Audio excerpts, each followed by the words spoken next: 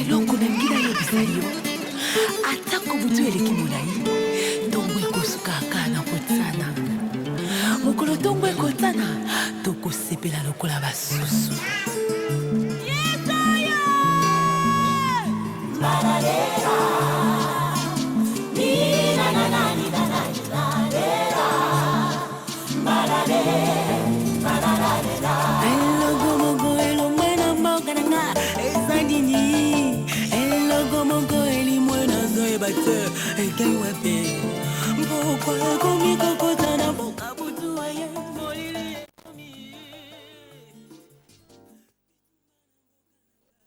Sœurs dans les Seigneurs, bonsoir. Votre fidélité à votre émission Le plan de Dieu pour la RDC. Une émission conçue et produite par le Fonds congolais pour l'évangélisation mondiale en cycle FOSEM. FOSEM est un ministère chargé de soutenir l'évangélisation mondiale et de vulgariser le plan de Dieu pour la RDC. Ce soir, notre thème est la vision de Dieu pour une nation. À la présentation, votre humble serviteur, le frère Adolphe Kachumba. Sur ce plateau, je ne suis pas seul. Nous avons aussi notre invité que nous avons gardé, notre invité de la fois passée, notre frère Thomas Kitombo.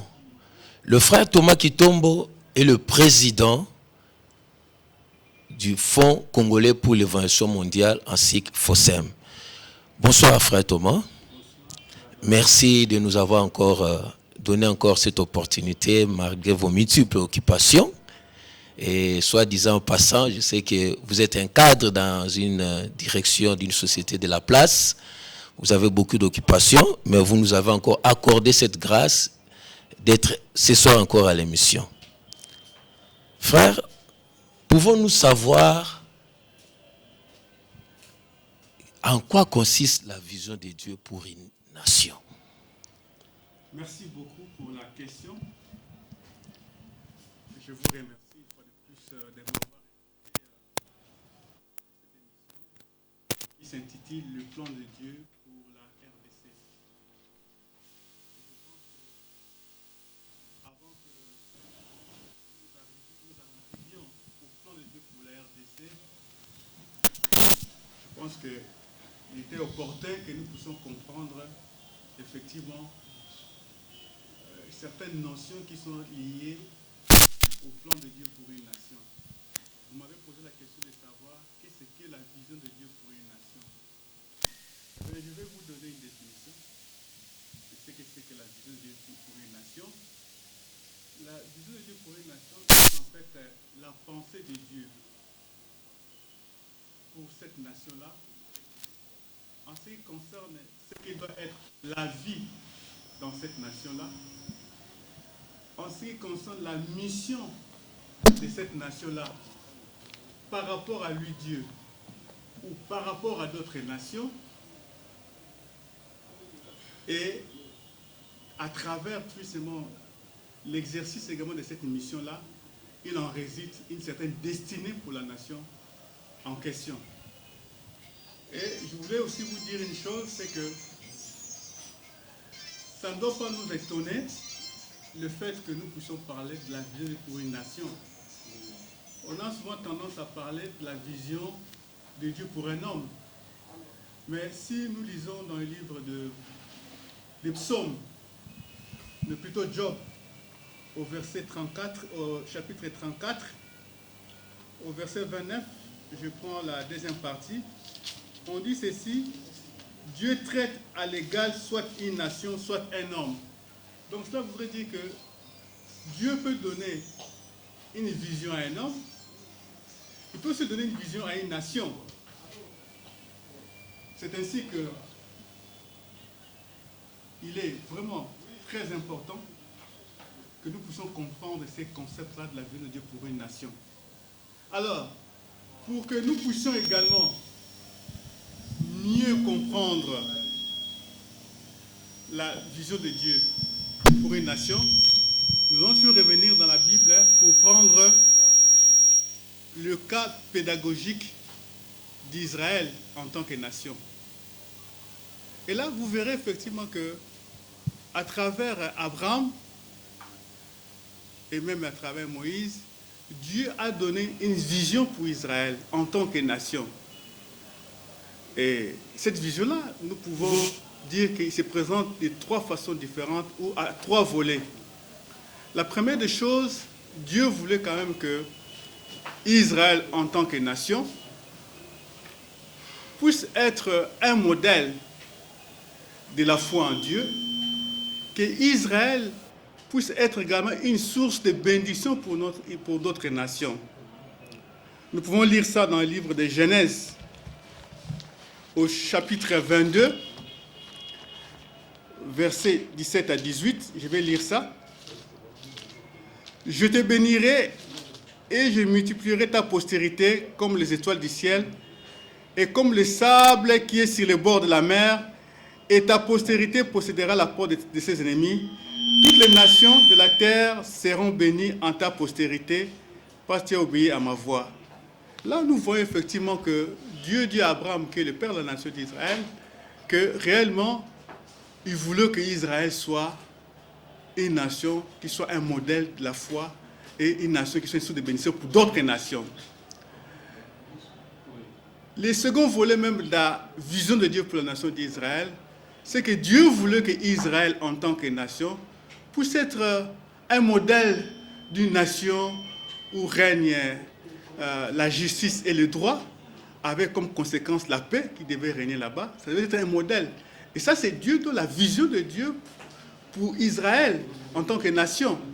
Et là, si nous lisons dans le livre de Genèse au chapitre 18, au verset 18-19, nous pouvons lire, Dieu parle toujours à Abraham. « Abraham deviendra certainement une nation grande et puissante, et en lui seront bénies toutes les nations de la terre, car je l'ai choisi, afin qu'il ordonne à ses fils et à sa maison, après lui de garder la voie de l'Éternel, en pratiquant la droiture et la justice, afin que l'Éternel accomplisse en faveur d'Abraham les promesses qu'il lui a faites. » Il voulait que Israël, effectivement, soit une nation qui soit un modèle pour les autres nations en termes de justice ainsi que des droits et ainsi qu'en termes de paix. Et le troisième volet de la vision d'Israël en tant que nation, c'est que Dieu voulait également que Israël puisse être un modèle de l'organisation politique, économique et sociale pour la nation d'Israël. Et dans le livre d'Exode, au chapitre 19, au verset 6, Exode 19 au verset 6, Dieu dit ceci à Moïse: « Vous serez pour moi un royaume de sacrificateurs et une nation sainte. Voilà les paroles que tu diras aux enfants d'Israël. » Donc il dit que pour lui, Israël devait être une nation sainte. Donc une nation qui en termes d'organisation, une nation qui, en termes de transactions économiques, tout ça, il devait être un modèle pour les autres nations. C'est comme ça que vous trouverez beaucoup de lois cérémonielles que Dieu a données à Moïse sur l'organisation sociale. Vous trouverez des lois sur, par exemple, les transactions commerciales. Il faut utiliser les poids justes dans les transactions commerciales. Il fallait que Israël, en pratiquant toutes ces lois saintes-là, en tant que nation sainte, puisse être un modèle pour les autres nations. Et Dieu allait bénir Israël parce qu'il pratique les lois de la nation, les lois de Dieu. Mais je suis quand même intéressé à ajouter quelque chose à votre question.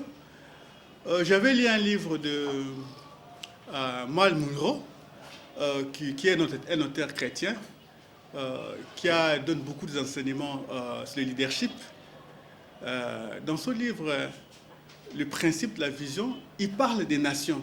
Et là, particulièrement, Mal Munro parle des nations en développement comme notre nation, la RDC. Et là, il a dit quand même des choses intéressantes, parce que là, nous voyons déjà plus ou moins que pourquoi est-ce qu'une nation doit avoir une vision. Il dit ceci dans son livre, c'est en anglais, mais j'ai traduit directement en français. Il dit ceci: les richesses et les ressources naturelles dans les pays en développement, ou les pays du tiers-monde, sont énormes, mais ils sont mal gérés. C'est comme ça qu'on trouve la pauvreté dans beaucoup de ces pays-là. il y a des abus, il y a une mauvaise utilisation des richesses qui rendent des millions de personnes sans espoir, désillusionnées. Il dit ceci encore, la réponse à ces dilemmes, les dilemmes c'est quoi? Ces pays-là ont des richesses, souvent un potentiel énorme, mais on trouve une population pauvre, désillusionnée, sans espoir. Il dit ceci, la réponse à ces dilemmes, ce n'est pas du tout beaucoup plus d'aide étrangère. La réponse, ce n'est pas du tout ce que les Nations Unies peuvent donner à ces pays-là en développement. La réponse, ce n'est pas du tout l'annulation des dettes du Fonds monétaire international. Mais ce qu'il faut pour ces pays-là, la conception des visions nobles. Il dit, nous avons besoin d'un leadership qui va au-delà de ses propres poches, mais un leadership qui capture la vision de Dieu pour la nation. Et qui donne, qui impartit cette vision-là aux gens, à la population. Il a dit, je crois que la clé, c'est un leadership visionnaire. Voilà un peu ce que Mme a dit pour la nation. Je voulais savoir à ce point-là, d'après Maïs Moreau, oui. Si nous souffrons aujourd'hui, ce n'est pas parce que nous sommes noirs, ce n'est pas parce que nous sommes africains, ce n'est pas parce que nous sommes un pays qui manque peut-être des cadres, ou bien comment. Si nous souffrons, c'est un problème de vision de Dieu pour une nation. C'est le problème de vision de Dieu pour une nation, parce que tout justement, la vision de Dieu pour une nation vous dit déjà à l'avance ce que Dieu veut que vous puissiez être. La vision de Dieu pour une nation, Dieu donne déjà les plans pour la nation en question. Plus ou moins, il donne déjà les plans de développement pour cette nation-là. Il donne les orientations pour la nation en question. Donc, à travers la vision déjà, un État peut savoir comment élaborer son budget par rapport à la vision de Dieu pour la nation en question. D'où l'importance qu'il y ait un leadership.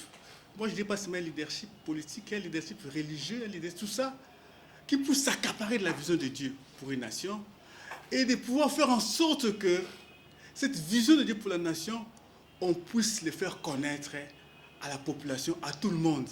Il faut que le leadership dans une nation, quand il a compris la vision de Dieu pour une nation, ou quand il a saisi la vision de Dieu pour une nation, à un certain moment, il en fait peut-être sa propre vision, il communique la vision en question à d'autres, et vous trouverez que quand un peuple reçoit la vision de Dieu pour sa nation, il est transformé. Parce que la vision, c'est un langage spirituel de Dieu.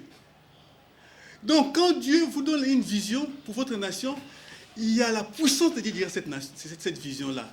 C'est ainsi que, quand il y a la vision de Dieu, pas la vision que les gens aiment eux-mêmes pour se fabriquer, j'ai dit bien la vision divine, mal ne pas de la vision divine, et bien quand cette vision est là, ça donne du zèle au peuple. Parfois, vous trouverez des peuples là, découragés, tout ça. Mais quand la vision de Dieu, j'ai bien dit, de Dieu est communiquée pour une nation, on trouve un changement. On est étonné que les mêmes gens ne sont plus les mêmes. Et je vous dis, frère Adolphe, c'est que même un individu, quand il reçoit une vision de Dieu, il est transformé. Il n'est plus le même. Parce qu'il a reçu quelque chose. Et Dieu tient pourquoi c'est que les gens voient lui où Dieu veut les amener. Et il y a un mystère derrière la vision. Moi, je dirais qu'il y a même un mystère derrière la vision. Et moi, je vous dirais que je dirige les fonds congolais pour le mondial. Ce n'est pas un fonds qui a commencé directement parce que je pensais qu'il faut aider l'évangile mondial. Dieu m'a communiqué une vision. On va arriver à ces points-là. Oui. Nous signalons à nos téléspectateurs, si l'émission vous intéresse, vous pouvez nous écrire vos préoccupations sur le numéro qui est affiché au bas de vos écrans pour vos préoccupations. Frère Thomas, nous voulons savoir un peu l'importance d'une vision pour une nation. C'est vraiment important qu'un pays sache sa vision que Dieu a conçue pour lui. Ok, merci beaucoup pour la question. Je vais préciser cela. D'abord, les premiers points dont je peux dire sur l'importance de la vision, c'est qu'un peuple qui reçoit la vision, sa vision en tant que nation, c'est un peuple qui ne va pas marcher Caïn, Kaya. Aujourd'hui, comment telle chose, demain, il va dans telle autre chose. Non. La Bible nous dit dans le livre de Proverbes, au chapitre 29, verset 18, un peuple sans vision marche dans la négligence. Voilà. Il essaie aujourd'hui telle chose, ça ne marche pas, il change un peu, il prend les relations avec tel pays, après ça ne marche pas, je vais de l'autre côté là-bas. Parce qu'il n'a pas la vision de Dieu. Donc il essaie des choses. Et je dirais même que c'est tout à fait normal qu'il en arrive à choisir tel ou tel plan, à changer tout ça, parce que Dieu n'est pas derrière lui pour l'aider à pouvoir accomplir sa destinée. Dieu n'est pas derrière. C'est comme ça qu'il marche chez Caïn, Cave, comme ça. Donc, la vision de Dieu pour une nation est très importante parce qu'il donne la direction. C'est très important que nous puissions connaître la vision. Mais il y a beaucoup d'éléments quand on doit parler de l'importance de la vision pour une nation. Eh bien, la vision pour une nation empêche les gaspillages. Vous savez, si vous n'avez pas la vision de Dieu pour votre nation, vous pouvez hypothéquer certaines choses dans l'espoir, en se disant que non, ça va nous aider à nous développer. Mais vous hypothéquez. Mais quand vous avez fait ça, pas par rapport à la vision de Dieu pour la nation, eh bien, ça serait du gaspillage.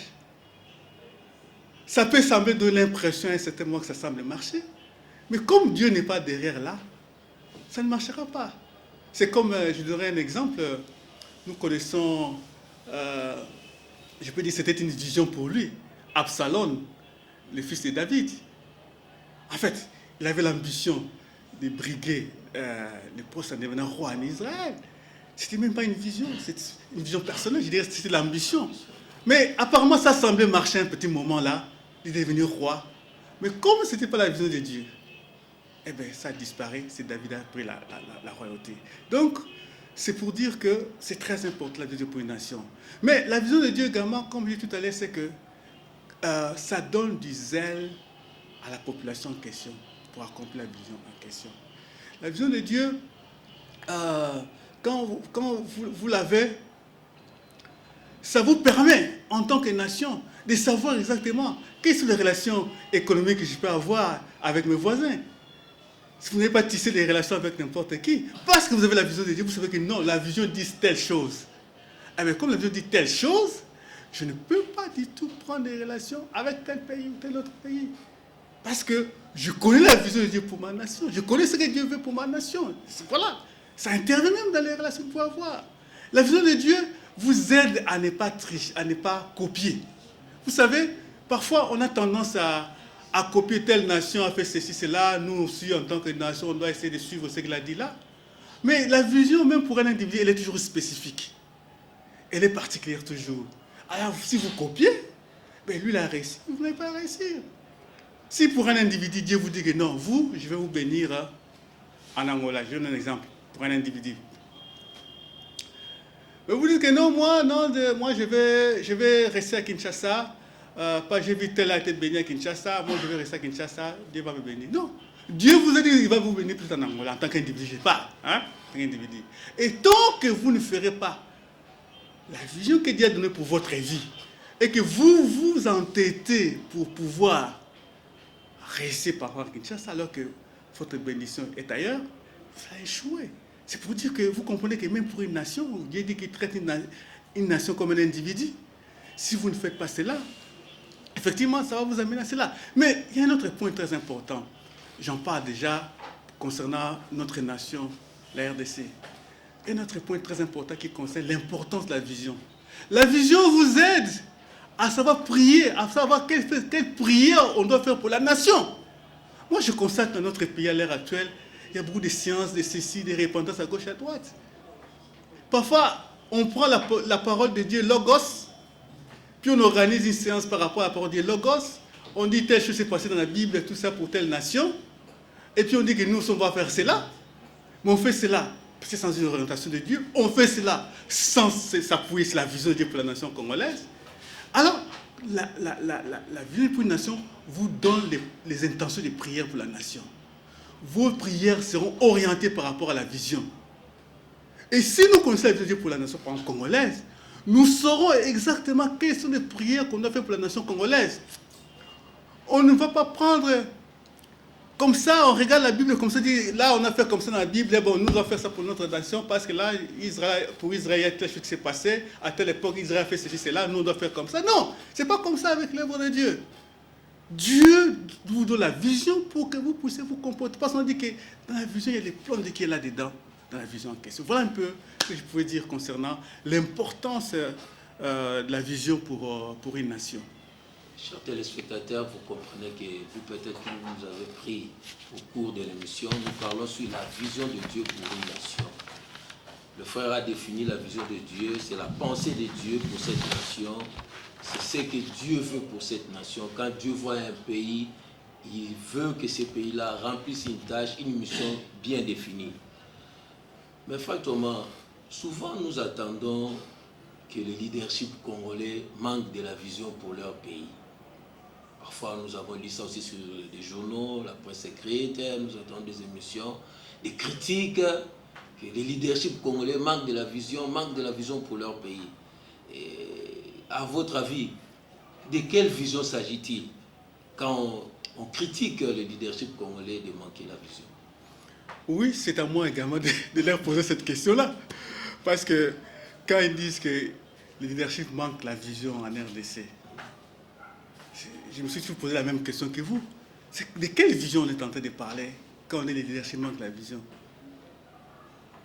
Bon, on dit même que même si le pourcentage n'est pas vrai, on dit qu'il y a peut-être 99% des Congolais qui sont chrétiens, 98% des Congolais qui sont chrétiens. Je pense que le minimum qu'on devait faire dans ce pays-ci, où on se dit un pays chrétien, c'est de savoir ce que Dieu pense pour cette nation-ci.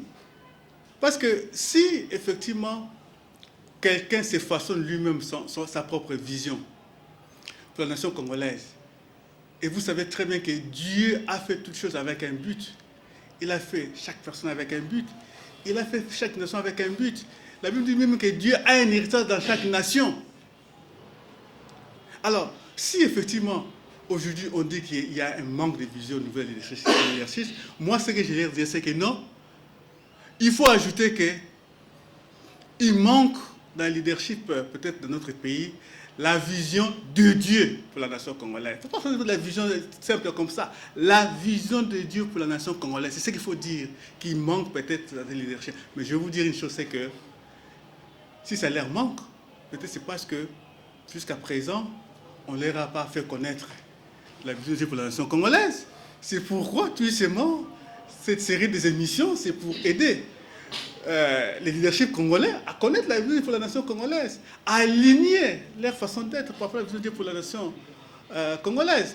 Vous savez, je vais vous dire encore une chose, c'est que quand vous prenez Israël en tant que nation, bon, pour que Israël puisse connaître sa vision en tant que nation, Dieu ne parlait pas à chaque juif. Dieu choisissait des personnes qu'on pouvait appeler les prophètes. Ils n'étaient pas nombreux. Peut-être à telle époque, Dieu dit non, voilà, Jérémie vient, voilà ma vision pour la nation d'Israël pour cette époque-ci. Ils n'étaient pas nombreux. Dieu les choisissait. Peut-être on va en parler au courant de l'émission en question. C'est pour dire que je ne peux pas du tout déplorer le fait que certains leaders puissent manquer la vision de Dieu pour la nation congolaise. Dieu ne dévoile pas ça à tout le monde. D'ailleurs, la Bible dit très bien que Dieu dévoile ses secrets à ses amis. Donc, il ne peut pas dévoiler ça à tout le monde, il dévoile ça à ses amis. Psaume 24, 14. Alors, c'est pour dire que certains amis de Dieu, Dieu leur a donné la vision pour la nation congolaise. Tout ce qui reste, c'est qu'ils doivent communiquer cette vision-là au leadership, pour que le leadership puisse pouvoir travailler par rapport à la vision en question et ne pas faire fâcher. Nous voulons un peu prendre votre témoignage. Parlez-nous un peu comment vous avez reçu la vision pour Fossem. Bon, là évidemment vous entrez pratiquement dans une vision d'abord qui est d'abord la vision d'un individu. C'est ce que je dois dire. Mais cette vision-là,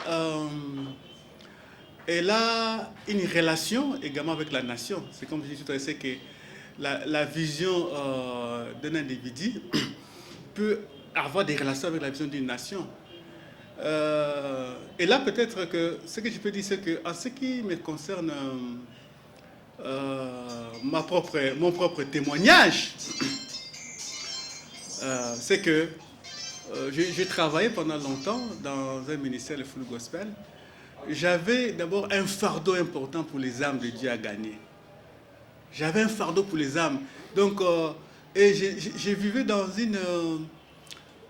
une commune où pratiquement organiser un dîner d'évangélisation, on n'avait pas assez d'argent. Ça me dérangeait beaucoup. J'avais donc un fardeau des âmes. J'avais ce fardeau-là qui était lié au fait que souvent, on n'avait pas assez de moyens pour organiser un dîner d'évangélisation. Eh bien, à partir de ce fardeau-là,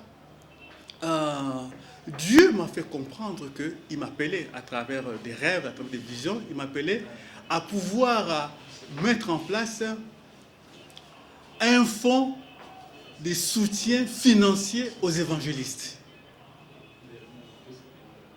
Et au fur et à mesure que je commençais à travailler à soutenir l'évangélisation mondiale, Dieu m'a amené à comprendre que je ne devais pas être seul, je devais être avec d'autres partenaires pour soutenir l'évangélisation mondiale. Dieu m'a fait comprendre, mais non, la vision que je vous ai donnée là-bas, qui semble être une vision personnelle, c'est une vision qui est d'abord mondiale, c'est une vision qui est liée à la nation congolaise.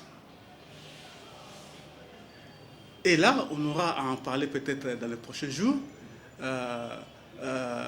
Comment est-ce que cette vision qui était d'abord liée rien qu'au soutien financier de l'évangélisation mondiale, à partir de la RDC, avait une relation avec la vision de Dieu pour la nation congolaise.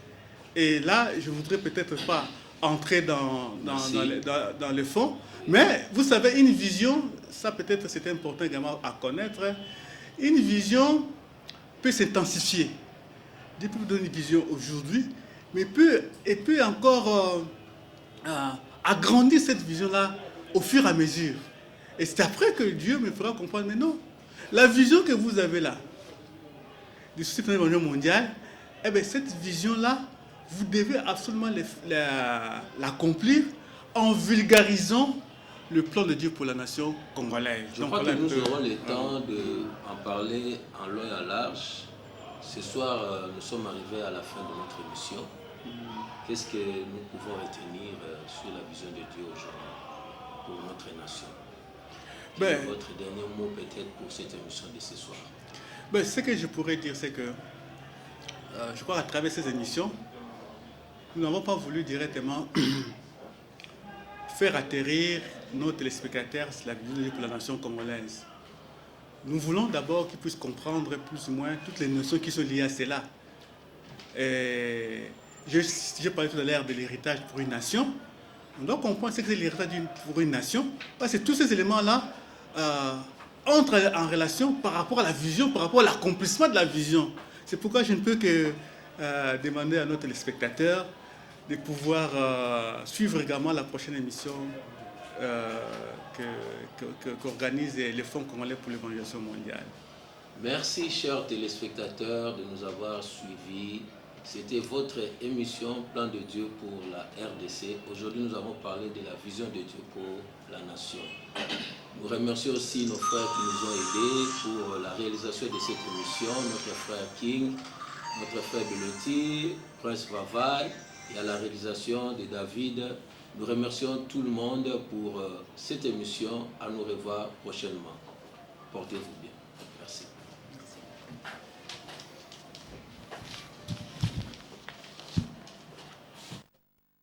Sepela lokola basusu.